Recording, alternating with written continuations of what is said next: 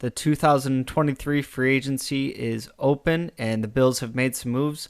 We're going to talk about those today on this week's episode of the Wandering Buffalo podcast. You're now listening to the Wandering Buffalo podcast with your host, Justin Godfrey.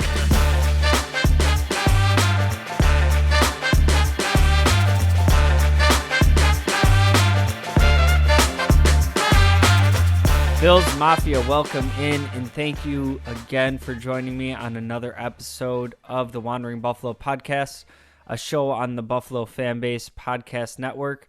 My name is Justin, and I am going to be your host today. And this episode is brought to you by 26 Shirts. We've been working with 26 Shirts for a while now. Just awesome merch, doing great things in the community. So brand I'm really glad that we're able to work with, very proud to work with. So if you haven't done so already, go ahead and check out 26 Shirts. Bills Mafia, free agency has started. If you've listened to this show to any regular degree, you know how much I love this time of year. And as much as I love watching the games be played and, pulling for the Bills to win the whole thing, all of that, the roster construction piece to football is something that's really always intrigued me. It kind of has me on the seat as much as, watching a close game, whatever. The day the legal tampering period starts, and, I'm checking my phone every 4 minutes to see if I've missed something. I got NFL coverage on all day, and Brandon Beane told us going into this offseason, don't expect these crazy splashy moves. Don't expect tons of volume, whatever. He's told me that before, and we heard that last year, and he ended up signing Von Miller when free agency started. So obviously nothing crazy like that has happened yet. Not likely to happen, just with the financials involved with the team right now. But that didn't stop Brandon Beane and the Buffalo Bills from making some moves. A lot of moves that I, kind of seem a little, humdrum to me. But a lot of moves that I'm in the big picture looking at that I'm pretty excited for. So I'm just going to get right into it. Kind of started out with Tim Settle and Nyheim Hines. Kind of taking, they called it a restructure, kind of taking pay cuts to stay with the team. And I liked both of these moves. I'll start with Tim Settle. I was very excited to have brought him in last year. And I don't think he really blew me away as much as I expected last year. I thought he was really going to, kind of be this diamond in the rough that you gave playing time that he wasn't able to get before, and he was really going to flourish. I don't think he exploded onto the scene like that, but I do think he was a valuable depth piece. And we're looking at a team that, we had Jordan Phillips in the mix last year. As of right now, he is still a free agent. So it kind of gives Tim Settle a little bit more responsibility, a little bit more opportunity. His number last year was a little bit high for me, so kind of being able to get him to stay in the mix with the team, also kind of make it a more palatable number.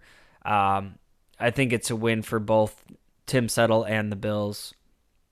Nyheim Hines, I'll start by saying that I'm glad he's back in the mix, mostly due to the fact that, we did make a trade to get him. We did give up assets to get him. And, if that ended up being for a rental player that we had for, 6-7 games last year where he wasn't heavily involved, I guess I would have just had a hard time seeing the return on investment there. Glad that we have him back around at like Tim Settle, a more palatable cap number. And he does have some incentives built into his contract, which is kind of, able to get him back to what his number would have been if he's producing within the offense, which, tells me we heard a lot of people saying last year, why'd you go out and get this guy and then not even use him in the offense? This move kind of tells me that they sat Hines down. They're like, look, we need that cap hit to be lower. We're going to be using you a lot in the offense this year, right? And we're going to give you these incentives baked into your contract that, if you're performing to any level that you're supposed to be, and we're getting you involved in the offense, you're going to hit those incentives. You're going to make the same amount of money. So for everybody out there last year that was, why'd we get Hines if he's not involved in the offense at all? I think we're going to see that go away this year. I think he's going to carve himself out a nice little role in this offense. And we'll get to a move they made in free agency after the break today. But we have seen with this regime, going back to, we had Andre Roberts, we had Isaiah McKenzie back there. Last year it was Hines.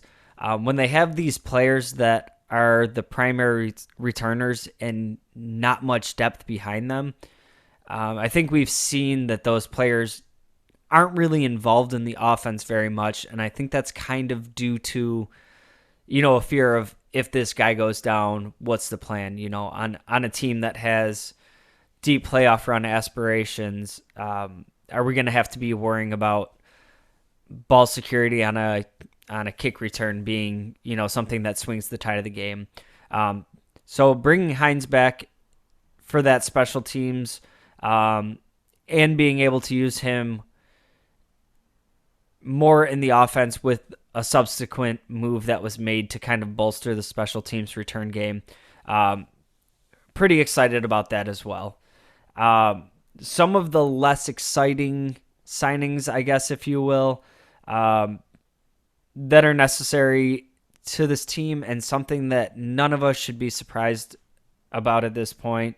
Bringing back Tyler Medikevich on a 2-year extension. Re-signing Sam Martin to a 3-year extension, obviously the punter, and re-signing Terrell Dodson, I'm sorry. And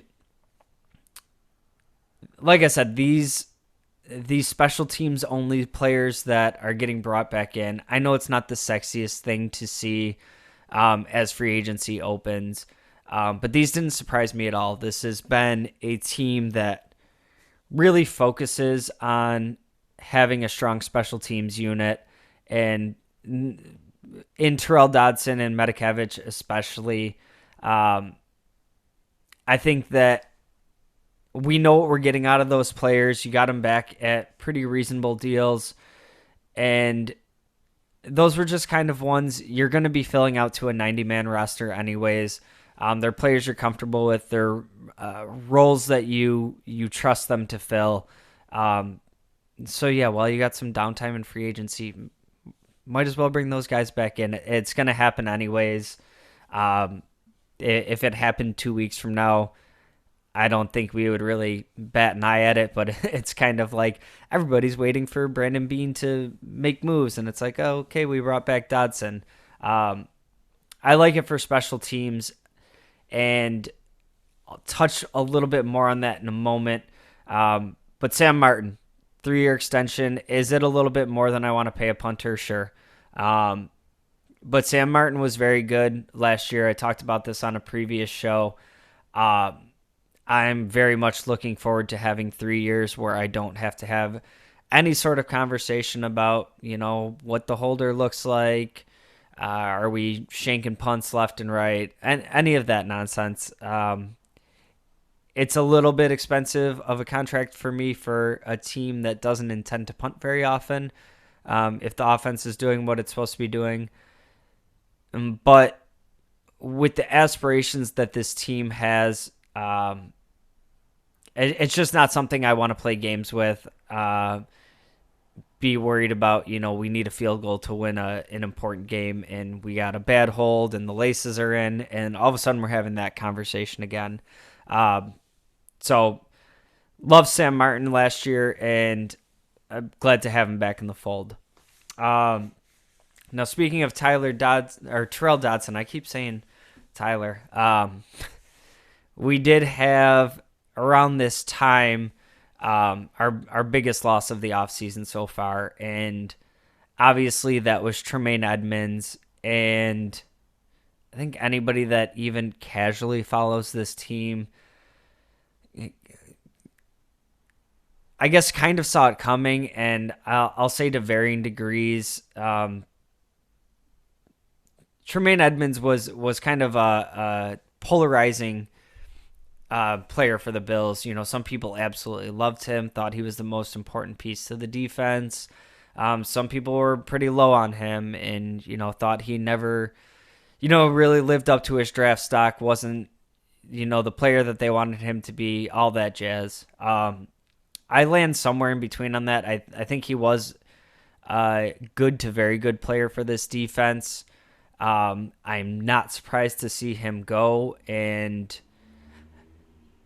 honestly, it gives me a lot of concern right now of who's going to take that spot. We heard in Brandon Beane's press conference that his replacement might already be on the roster.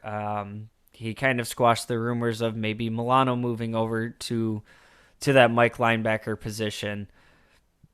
I'm concerned with what the answer is at the position in the immediate. But overall, I think good for Edmonds. I always liked him as a person with the team. Good for him getting the bag. The contract that Chicago gave him, I wouldn't have been psyched to see those details come out for the Bills. I think it kind of spelled the end for me when we saw some of the restructures happen, and we saw, Milano kind of get the restructure extension type of deal that he got. I didn't think that the team was going to have this much money invested in the linebacker position going forward, kind of their contracts running congruently. So when I saw that Milano extension, I kind of figured it was the end for Tremaine. And then seeing the compensation that he got from Chicago, something like $18 million per year, $50 million guaranteed. I think it was like $72 million overall. Like I said, great for Tremaine. Glad to see him get it. It's not a contract that I would have been willing to give out. That's something I want to be handing out to like a crazy defensive end, top tier wide receiver, something like that. Not to devalue the linebacker position at all, but I just think with how many strengths we have on the defense, and McDermott being this supposed to be this defensive mastermind, he's kind of looking like he's going to take over the reins. I was kind of hoping low-key that Edmonds wouldn't be back and that money could be kind of reinvested into the offense. McDermott, you're this great defensive coach. I want to see the free agency money going to the offensive side of the ball. I'm not saying everything has to go to the offense, but give me meaningful investments on the offense. Give me some meaningful draft capital spent on the offense. McDermott, you have first and second round picks all over that defense already. You have Pro Bowlers. You have late round picks that have really turned into great players on the Bills. Take that and, the money that we could have used on Edmonds, invest into the offense and find a way to cover that up. I kind of put the ball into Sean McDermott's court on this one, and I want to see the offense get the benefit of that. We're going to take a quick break. I want to come back and want to talk about some of the bigger moves that the Bills have made thus far in free agency. Stick around. Hey, this is Dick DeGroat, Bill's dad. Now back to the show. Welcome back, and thank you again for joining me on today's episode of the Wandering Buffalo podcast. I'm going to dive right back in and talk about some of the other moves that the Bills have made in free agency thus far. I'm going to start with one that I didn't like, and then I'll move into one that I did like, and then we'll wrap up with a few more here. And the one that I didn't like was bringing back Cam Lewis. Um, Now, earlier in the show, I kind of was talking about, special teams, filling out a roster. These guys are going to be back anyways, all that. And I kind of could put Cam Lewis into the same bucket. But Cam Lewis is just a player for me that I appreciate his time that he's had with the Bills. He's been kind of one of those guys that they try to replace, they try to do things, and he just kind of sticks around. He goes to the practice squad, something happens, he gets another opportunity. He plays okay, but not great, and then kind of will end up getting exposed. And for me, it's always like, we're asking a lot out of him. I believe he's an undrafted free agent, who's been able to put together a nice little 4 or 5 year career here, bouncing between the active roster and the practice squad. That being said, as this, depth piece that's been in the system and been around, whatever, fine. It's not an expensive contract. For me, I think I've seen enough from him that I would have at least been willing to explore some other options out there. And if you get 2-3 weeks into this free agency, he's likely still going to be there. Likely have a chance to bring him back at that point. I guess just something that I wouldn't have necessarily rushed into. But moving into something I did like, and I actually like this move quite a bit, signing Connor McGovern. And this is a guy that wasn't really on my radar at all. If you've listened to any of the free agency primers or anything like that we've done, I was very high on Nate Davis coming in, and I kind of looking over McGovern as we added him, kind of affirming where I thought I stood on this. To me, it seems like he's every bit as talented as Nate Davis. He's a younger guy, and you got him for a 3-year contract here. He was teammates with Ryan Bates at Penn State. I kind of like the way that this could all set up, that their contracts are going to kind of run together. Just great feel for each other in the middle. You can rely on Mitch Morse in the middle. The Snowman holding down the left tackle. I think, left to right, those four guys can be really solid kind of right off the bat together. And then at the right tackle, you have Spencer Brown, and he's been a little bit up and down, but he's getting the benefit of the doubt from me right now. I would like to see some competition still brought in for him, to at least have like meaningful depth behind him. And who knows, that could be Tommy Doyle. Obviously, was injured a good deal of last year. But for me, I feel like Spencer Brown came in, didn't have a ton of experience playing tackle. Then has the weird COVID season, missed all of last season with a back injury, and kind of was like barely ready to start the season. So I'm excited to see, that whole group together. Another thing I love about this guard signing in McGovern, he's another freak athlete that, just another big guy with like some great feet that just has awesome athleticism scores. And it's kind of a prototype that the Bills like to sign at this point. I think with his age and that athletic ability, he's kind of been some depth in Dallas, and did get some starting experience, but he's kind of, to me, has the potential to really be coming into his peak. You're not paying him for what he's done. You're paying him for what he could do. And I think often in free agency, you get the opposite of that, and you see it especially with some older players. You're paying them for their name, what they've done in the league, and they might be getting towards the declining side of that. For this, I think about Roger Saffold last year. Super excited to see the name and all that, but then you're kind of paying for the age and what they've done.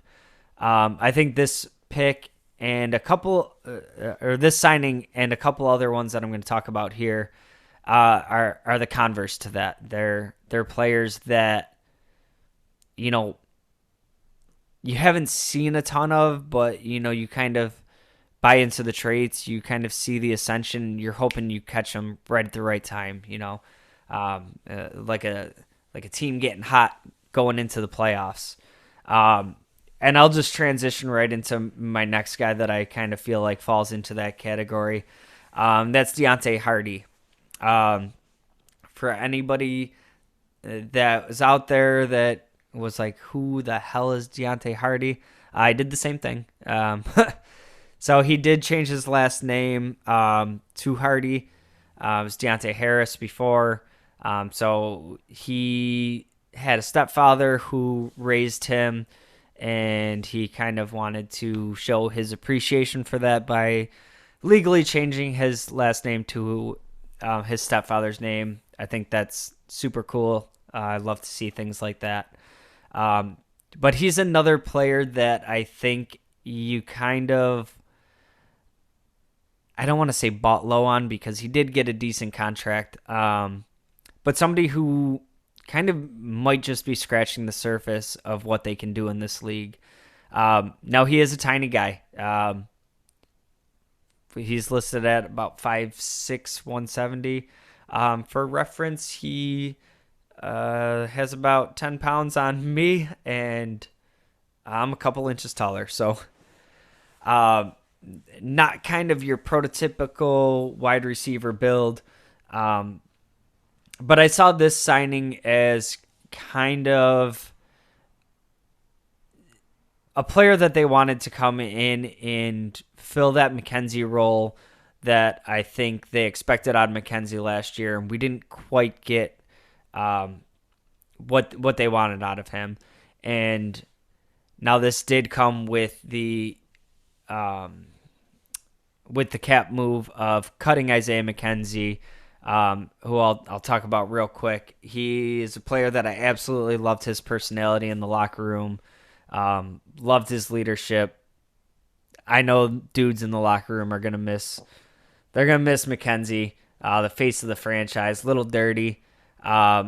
He's a player that was an absolute blast to root for. We're gonna see how this shakes out. I think one of two things happens. Daboll brings him into the Giants organization, or he can kind of sit out there for a little bit and the Bills bring him back, whether that's, a little bit further down the receiver depth chart, or if we have him as, that the practice squad guy that we call up in case of an emergency, knows the system, all that. I don't think I'm going to predict that we haven't seen the last of McKenzie. But as of right now, we have. And Deontay Hardy, to me, is kind of the upgraded version of McKenzie. And this is a guy that's not only, super fast. He has the ability to work from the slot. He played outside with the Saints.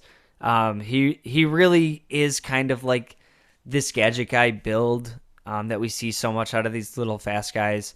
But those dudes are often like one-trick ponies of like, get them the ball in space and let them go. And you don't always see those guys being able to run all the different routes and, find separation in more conventional ways, I guess. So he's not just fast. He's very quick. He gets off the line of scrimmage well. So that makes him available for an outside guy. All of a sudden, maybe you can have Diggs and Davis on the outside. I'm sorry, Hardy and Davis work the outside and bring Diggs into the slot for a couple plays. I know we talked about that in the past on the show. Just loving the mismatch that you can create with bringing Diggs into the slot. I think it gives you options.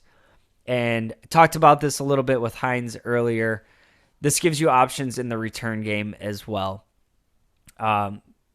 All-time leader in all of college football history for return touchdowns.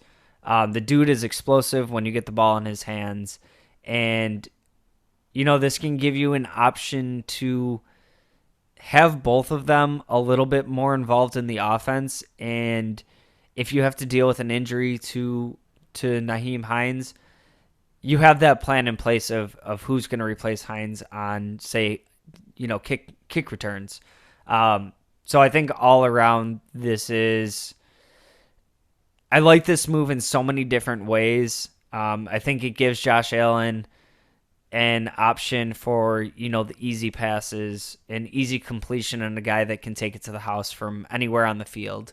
I think this gives you the opportunity to open up the screen game. I think you can get the jet sweeps involved again. I think he gives you,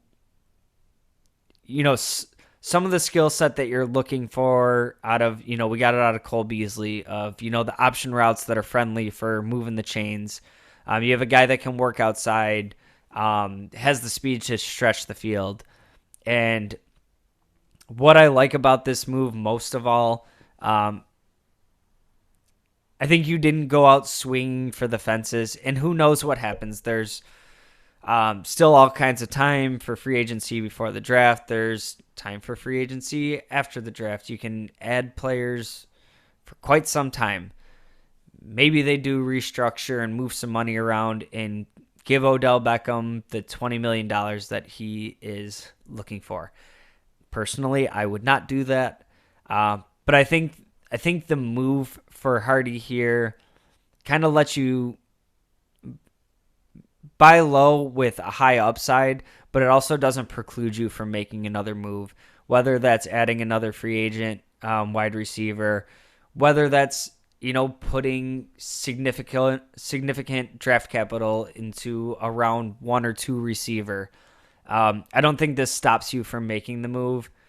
I think it just bolsters the group, and if you still want to, find your more prototypical wide receiver too, you can do that. And personally, if I was running the organization, I would look to do that. You have a decision to make on Gabe Davis's contract coming up after this season. Have we seen enough from him to warrant, he's probably going to get, with some of his playoff performances, some of the numbers he's put up, he's probably going to get, $15-17 million a year in free agency. Are you ready to commit to that? I don't know if I am. Even if I am willing to commit to that, I know we did just restructure Diggs. So Diggs is, for anybody worried about him getting traded, it's even less likely to happen right now. It's pretty much made sure that he's on the team even longer. But Diggs is getting a little bit older. So even if you were to keep Gabe Davis around, at some point, Diggs isn't going to be on the team anymore. So do you want to make a meaningful investment there to kind of plan for that ahead of time? So we're not scrambling for receivers. Like I said, I love this move because I think it gives you the immediate potential for upside, but doesn't stop you from looking to build towards the future. Dane Jackson was brought back. Little confusing situation that I still have to get some clarification on. Whether he was brought back on the tender. I saw something that Bean had said that he was coming back on a 1-year deal. At any rate, Dane Jackson is back with the team. And I've seen a ton of people that did not like this move. I personally absolutely loved it. To me, does Jane Jackson have some shortcomings? Sure. But for what he gave us as a late round draft pick that developed. I mean, this dude was starting for a good amount of games last year. He had that hit that he took from Tremaine Edmonds where honestly I thought his neck was broken. I was absolutely terrified of him getting up, and he was back on the field within a couple weeks. Played his heart out for this team, and did he leave something to be desired at times? Sure. But for what this team dealt with and the injuries in the secondary last year, to be coming into this season with a healthy Trey White, Kyer Elam across from him, Benford in the mix, Taron Johnson. If your first guy off the bench is Dane Jackson, who's been with the team, who played significant snaps starting last year, and I'll be honest, he's pretty sticky in coverage. There's just some issues with, some issues at the catch point where he would be right in position to make the play and just wouldn't quite get there. If this team was, finished last year as, a top 5 defense and Dane Jackson was a CB2 for a good amount of the year, I'm good with that being what we have coming off the bench in case of an injury. Could that be, a better player? Could you go sign, I don't know, throw one of these names out there, one of these bigger names, Pat Peterson or something like that? Could you go out and spend more money on a guy like that? Sure. But this is a guy that I'm hoping really doesn't see a ton of action on the defensive side of the ball. Maybe he's involved with special teams. But if he's the depth that I have at cornerback as a guy that started significant snaps for me last year, super psyched about that. Kyle Allen brought in as our quarterback too. So that's settled. That's put to rest. This is a move that I'm kind of meh on. I was interested in having kind of one of these reclamation projects in, something like Sam Darnold, Baker Mayfield, whatever.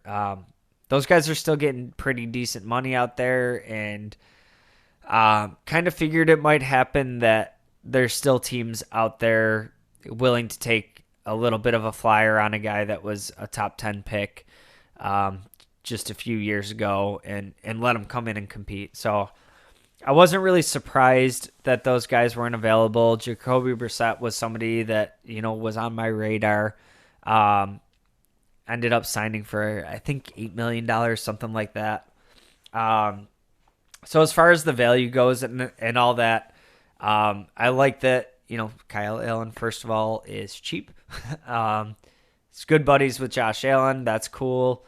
And I do like that while he wasn't an outstanding starting quarterback, I like that for the contract you can give him, he does have a good amount of starts in the NFL. It's not like this is some, 5th round rookie that you're just going to throw in there and you have no idea what he can do in the NFL. We saw a lot of starts from him in Washington. We saw him get starts in Carolina.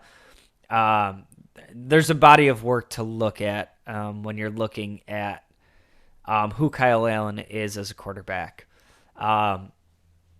The primary function for me here of being an actual backup quarterback, do I think if Josh Allen is out for 5 games, he can win 2-3 of them with the roster around him? I think it's possible. I think that kind of just getting by, we have a really good defense. We're going to have some offensive pieces around him.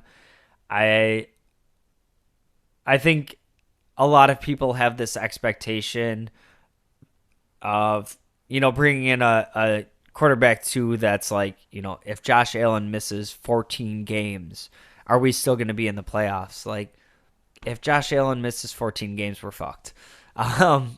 The team is built around Josh. The team goes as Josh Allen goes. But even at that, it's not like Kyle Allen went out there and started in the NFL and had a 0-26 record. He's thrown touchdowns. He's won games. I have some degree of confidence if he has to come in to fill a couple games because Josh is resting up an injury, whatever.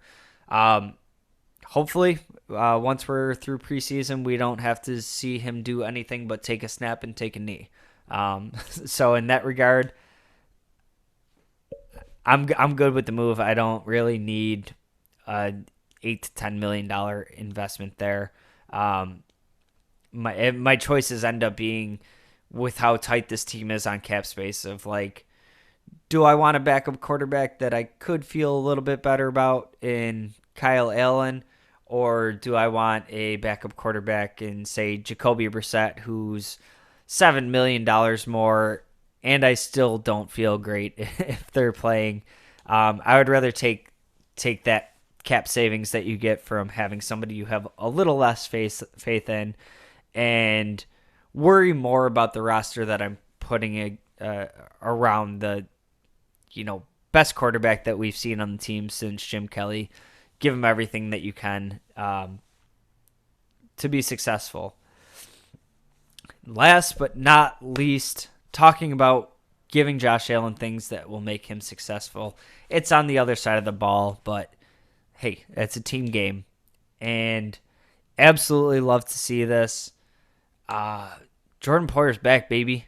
I know a lot of people thought that at one point that it was kind of Poyer's going to walk so you can keep Tremaine. And then Shefty dropped a bomb that it was, Bills are planning on losing both. And Poyer obviously just meant so much to this team last year. 0-3 when he wasn't in the lineup, and then undefeated until that loss against the Bengals with him in the lineup. Just showed a ton of guts last year, playing through injuries, driving to Kansas City to play in a game because he wasn't cleared to fly. We've all watched him, throughout his tenure with the Bills, and what he's meant to this team. He's a player that I'd really like to see finish his career and retire with the Bills. And for me, I think it just would have been kind of a really, really rough way to go of, seeing him play through a real banged up season, not being able to play with his buddy Micah Hyde all year. I'm really glad that we get to see the two of them play together. I can't wait to see what it looks like between the two of them. Kyrie Elam getting his second year in the system. At some point, you're going to get Von Miller back healthy. Daquan Jones, Groot, Milano. I don't know, Bernard at linebacker next to Milano. I feel a lot better about replacing Tremaine Edmonds and being able to cover up maybe one weakness if it's not filled through the draft, if we don't get a player that we want in free agency. If we have one weak link to cover up on that defense and it's the linebacker spot, I feel a ton better doing it with Poyer and Hyde back there. They make up for so much on the defense, and they just work together so well as a unit. Super psyched to see them playing together. And I really liked hearing Poyer talk about, he was psyched to be playing with Hyde again. He wanted to come back because they have unfinished business. I think these dudes are super motivated to get it done.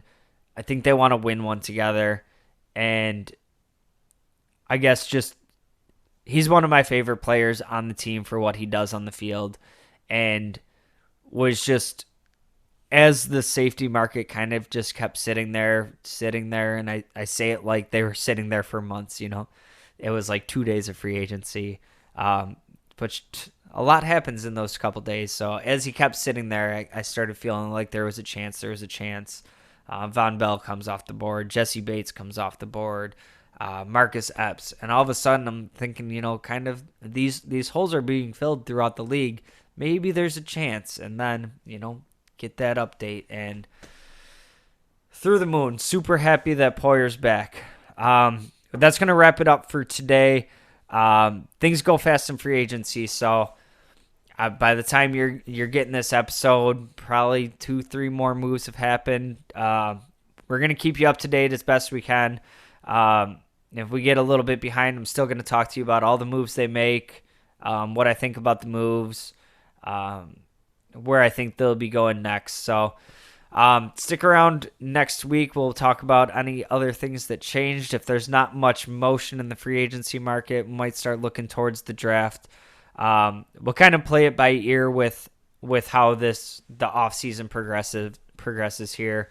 Like I said, there could be nothing that happens next week. There could be 8 transactions. So stay tuned.